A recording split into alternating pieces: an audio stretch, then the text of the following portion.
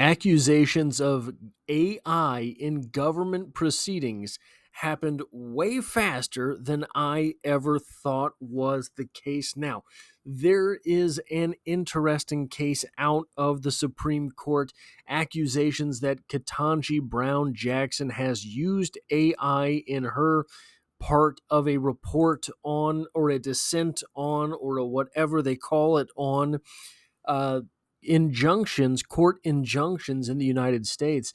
And here's the thing, either she used AI or she was just really inappropriate with her response. And there's no other real way to say it. So as I understand it, what had happened was that the Supreme Court is being asked to talk about uh, the injunctions, the nationwide injunctions from lowercase courtrooms, lowercase judges, basically that are putting forward opinions that are affecting the entire nation and what it is that the president is declaring in his role as the chief executive. And so, as I understand it, basically, Donald Trump says nobody has to drive an electric car. California can say everyone has to drive an electric car. Donald Trump doesn't know what he's talking about. Some district court judge in California can say that. Well, now there is a national debate on it. Everybody has to at least consider driving an electric car because the court in California said everyone has to drive an electric car. Well, what happens the moment some judge in Texas says no one can drive an electric car? Now we have to consider both of those things at the very same time, and none of it makes any sense. But in her dissent, or her part of the opinion for this discussion, I'm going to read you part of what Ketanji Brown Jackson set forth. As I understand the concern, in this clash over respective powers of two coordinate branches of government, the majority sees a power grab, but not by a presumably lawless executive choosing to act in a manner that flouts the plain text of the Constitution.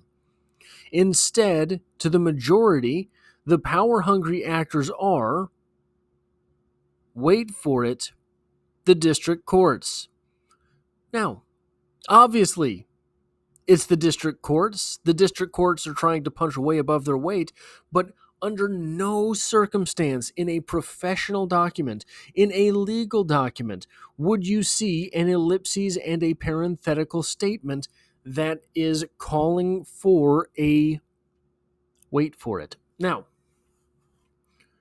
I don't care about this particularly. I don't care if she's putting some sense of humor into her writing.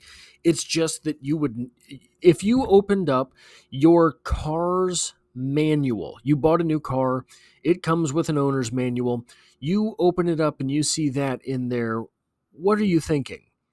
Okay, well, something's wrong. I've grabbed the wrong pamphlet, right? Because it's not professional. Now, I'm not the biggest fan of professionalism. I don't think that this is a game stopper. But if you are the one person disagreeing with everyone else, you owe it to your argument to be the most professional that you can. And that was certainly not lived up to here. Now, this is not where it ends. So, Amy Coney Barrett, another Supreme Court justice, um, so Ketanji Brown Jackson's arguments themselves were lambasted. I do not know the arguments, but apparently they were no good. This plus a pop-up of that humor with the wait for it portion, which we'll get back to in a moment, led many to believe that she was not actually writing her opinion. She was using AI, because AI does sometimes put inappropriate jokes in inappropriate places. And inappropriate language jokes, I will add to that. And there is also something that we'll see later, which is a very rare occurrence in actual written English. But the arguments put forth by Ketanji Brown Jackson were apparently not to the liking of any of the other Supreme Court justices. Everyone disagreed with her, but one Amy Coney Barrett really went above and beyond, apparently catching Ketanji Brown Jackson's, if this was her and not AI, catching her attempt at humor and saying, "Oh, okay, I'll raise you." So this is how you would expect to see humor in professional type writing. It is with a tone and a tonality, not a language sight gag like an intro and an exit ellipses with a parenthetical in the middle. Amy Coney Barrett says, "We will not dwell on Justice Jackson's argument, which is at odds with more than 2 centuries of precedent, not to mention the Constitution itself. We observe only this. Justice Jackson declares an imperial executive," basically saying that Justice Jackson is saying that Donald Trump wants to be a king. Justice Jackson decries an imperial executive while embracing an imperial judiciary, saying Justice Jackson is angry because Donald Trump wants to be a king, where instead she wants to be a king. She wants to have the judiciary itself be a king. No one disputes that the executive has a duty to follow the law, but the judiciary does not have unbridled authority to enforce this obligation. In fact, sometimes the law prohibits the judiciary from doing so. And a very long, another place where they are Justice Amy Coney Barrett is just lambasting Ketanji Brown Jackson. Justice Jackson skips over that point about a legal reference because analyzing the government statutes involves boring legalese. Wooey was Amy Coney Barrett laying into her. Now, there was another bit here from the interweb in general at Interstate Juice. This is from Justice Ketanji Brown Jackson's dissent earlier today. This specific pattern, a solid dash connecting 2 words with no spaces, is a trademark sign of ChatGPT. We have to be asking, did Justice KBJ use ChatGPT to write her dissent? Did her clerks? And the statement is, and for that to actually happen, courts must have the power to order everyone, including the executive, to follow the law, full stop. Now, I think so I did pull this from the internet, asking Google, what is the M dash? An M dash, and it's a long hyphen, is a punctuation mark used to indicate a break in thought, a parenthetical idea, or a sudden change in tone within a sentence. It is longer than a hyphen and an in dash, which can function like a comma, parentheses, or colon. So, the big sin here is that the dash is too long. And as someone who reads quite a bit of Emily Dickinson, I don't care. That said, it is strange that someone who knows enough to be able to use an M dash in a statement does not know the difference between an M dash and an N dash. It would seem to me that if you know how to make that dash on a computer, you know the difference between that and the one right smaller than that. There's a hyphen, which is basically a 1 unit, an N dash, which is 2 units, and an M dash, which is 3. Now, this part of the argument, in my opinion, is not the strongest.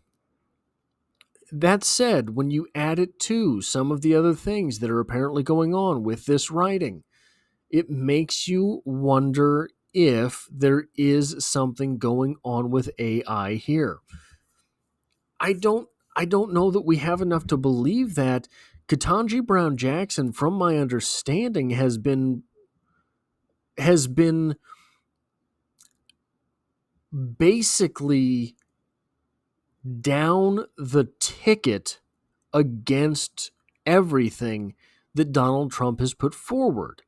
So I don't think there's any surprise that Ketanji Brown Jackson would have been against what the Trump administration was hoping would come from this Supreme Court case. So what that suggests is that Ketanji Brown Jackson would have had ample time to put forth arguments and to not have to depend on AI to do these things. That said, having the time does not grant one the opinions, right?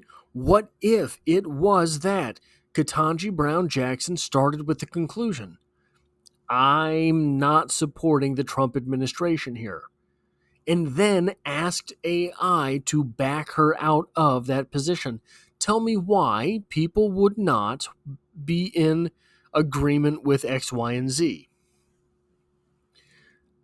The scary part of this is, so frankly, I don't think it matters very much whether or not Ketanji Brown Jackson used AI here or not. I haven't seen anything that is particularly compelling to me to say that she did.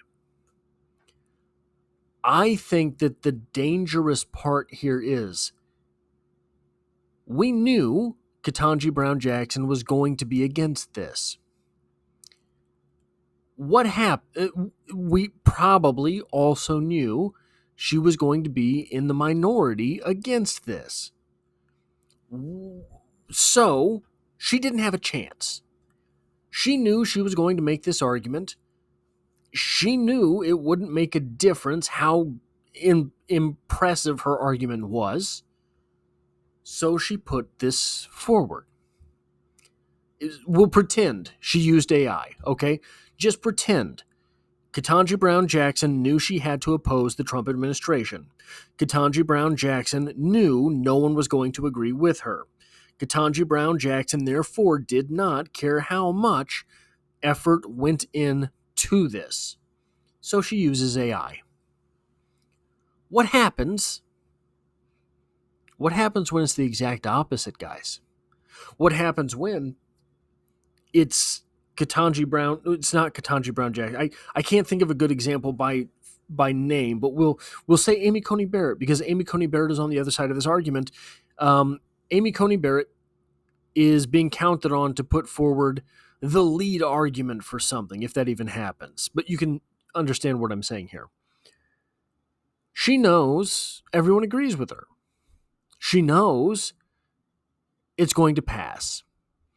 She knows it doesn't really matter exactly how much effort she puts into this. She's got the check mark. She's got the hammer, the gavel on her side. So she uses AI. And some silly arguments sneak in because it was not proofread. And then that is legal standing moving forward. Just like Ketanji Brown Jackson's wait for it is.